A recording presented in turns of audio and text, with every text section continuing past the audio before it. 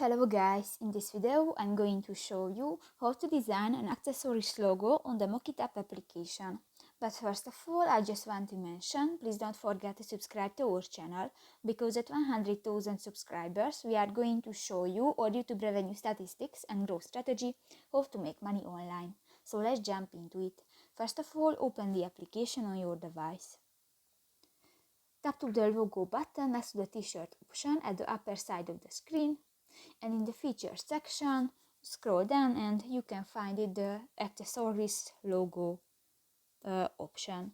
And new, just select a template, and new you can edit.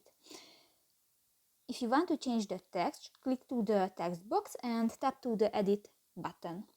And new, go to the keyboard icon. Write your text, and if you finish, click to the done.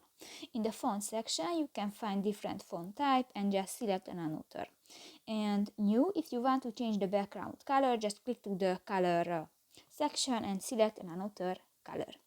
New, if you want to change the graphic elements or you want to add the pictures to your project, go to the graphic section, and in the symbol section you can find the different graphic elements, and in the photo section you can upload images from your device.